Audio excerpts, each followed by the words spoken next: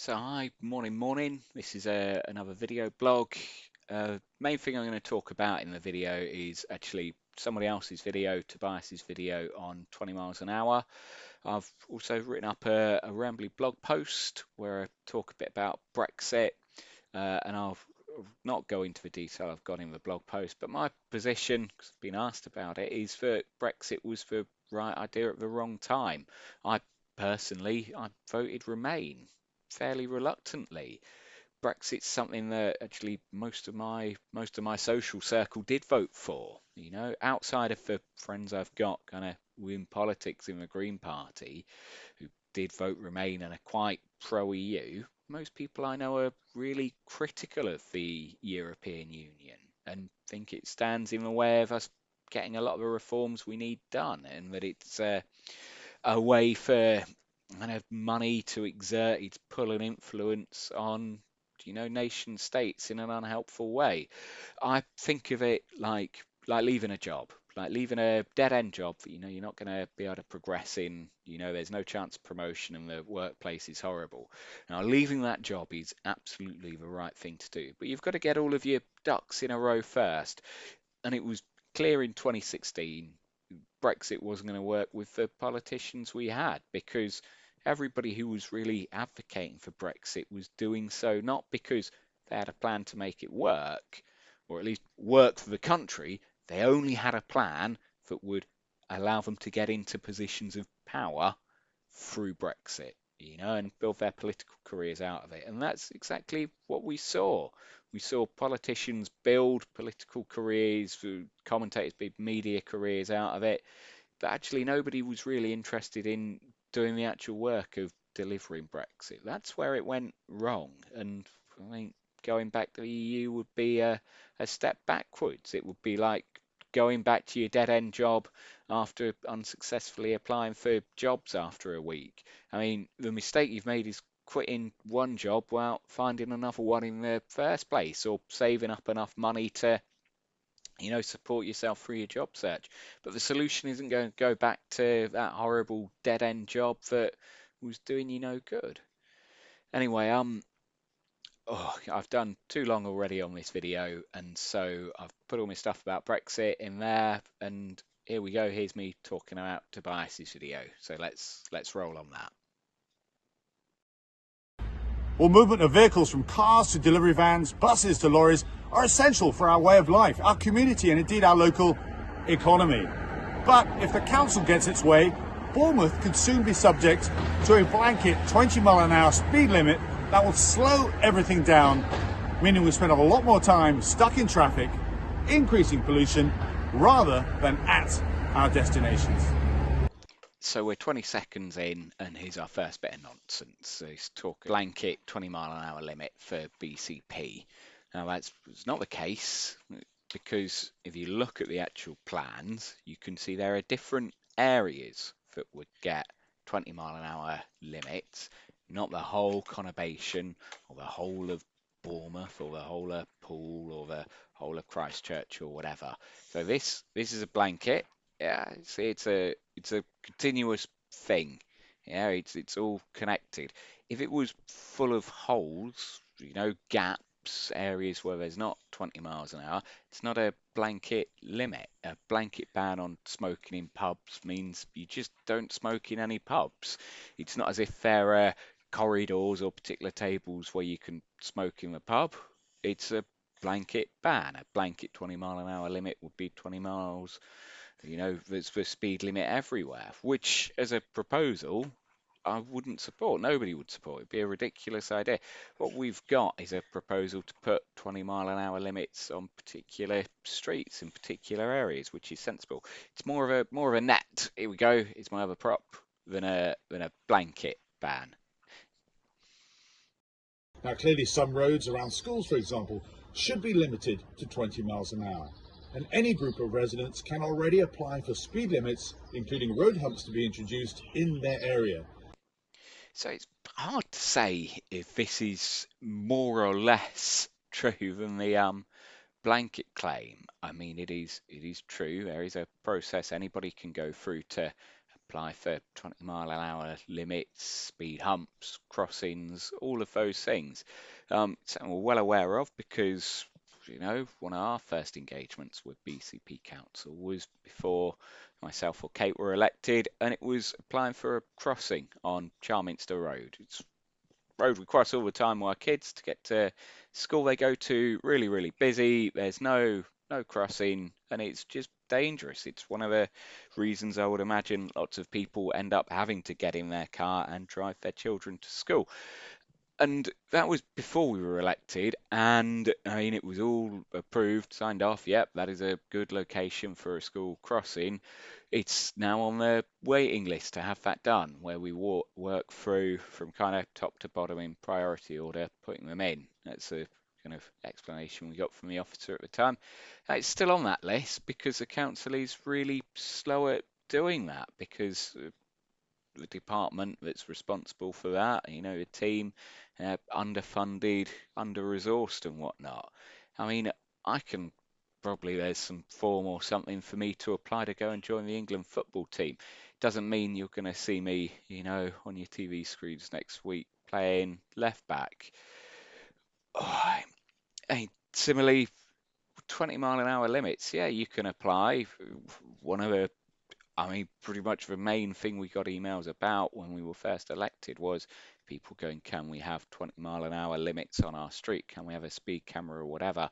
And again, yes, there is a process you can go through, but the response at the end of that process is most commonly no.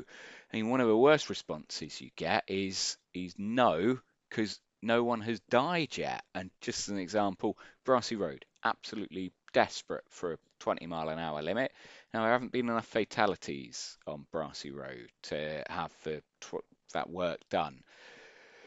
And it's a situation where you kind of go, well, look, if for a speed camera to be installed, we need there to be a fatality, do we all just get together as parents and go, well, I tell you what, desperately need a speed camera. We've seen the near misses and all of that while kids crossing the road or running out of the park, and we're not going to get that until there's been a fatality on the road. We need at least one more to get over the limit.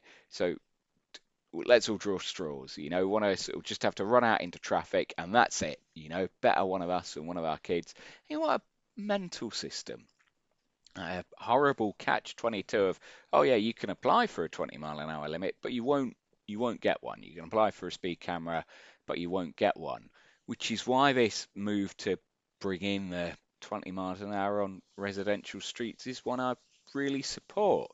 I think there are questions about how you get there. Is it just signage? Is it humps? Is it one-way systems? Is it blocking one end of a road? Is it actually making some roads permit parking only, so you cut down the number of people on there and you stop that road essentially being a one-way street with no signage, where you can only have traffic flowing in one direction because there's cars parked up on either side? Is it putting double yellows there just so you can enforce for parking on pavements, so people can't park on the pavements? But with the blanket thing, at least you can go, well, maybe he's not looked at the plans, maybe he's just overheard someone in the pub, and that's what he's saying. I mean, that's pretty poor for an MP to not do any kind of research or bother looking at the actual proposals to figure out it's not a blanket ban. But I mean, God, he's been the MP for donkey's years around here. Surely he must know the process for people applying for 20-mile-an-hour limits or anything else. And that process just doesn't work. It's like parallel with being an NHS dentist. Anybody who wants going to apply for a NHS dentist and whatnot, but we all know in reality you won't get one. There aren't any places left. Anyway, let's carry on. Let's see if this gets any better.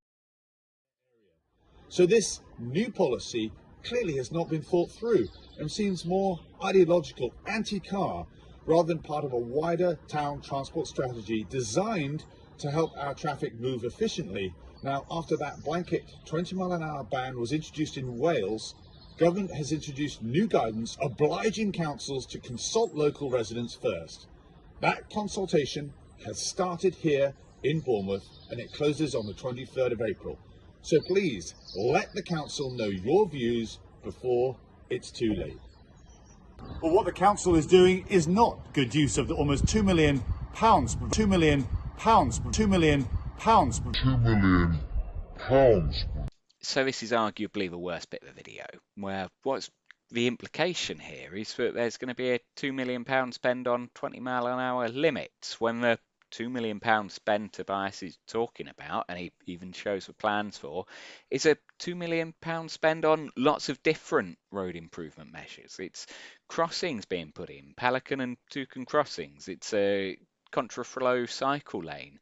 The idea that this is a £2 million spend on 20-mile-an-hour limits is just wrong. And it would be understandable that he doesn't understand what's going to be done with that money because he hasn't met with the leader of the council since June, so maybe he's not got a clue. The thing is, he's posted a picture of the plans that clearly show things aside from 20-mile-an-hour limits being done with this money.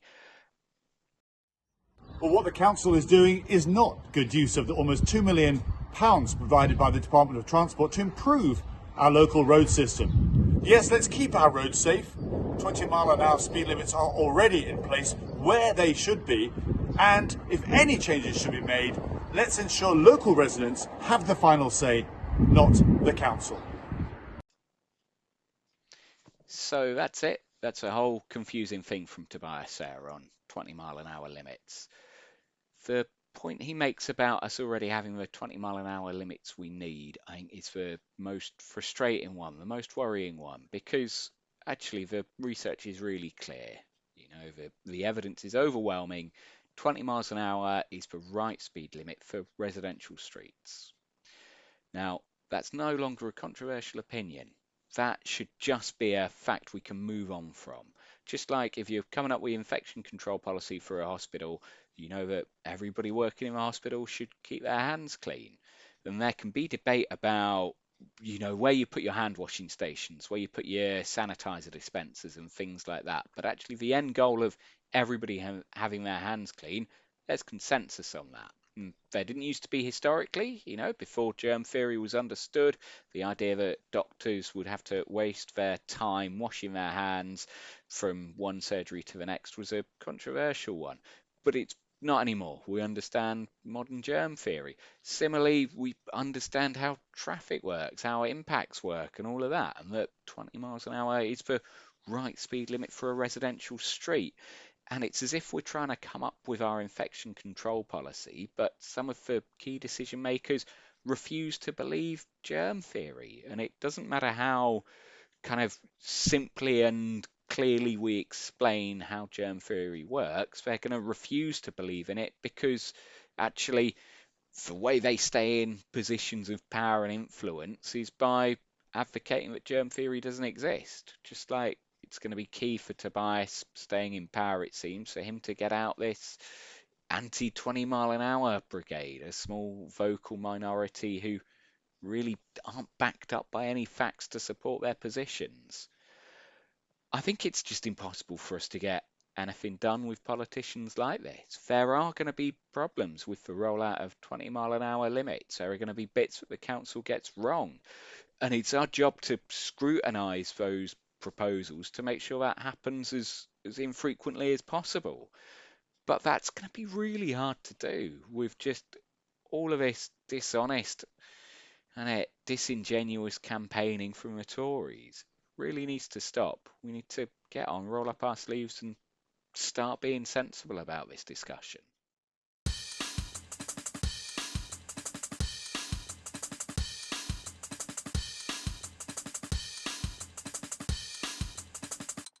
Choose one.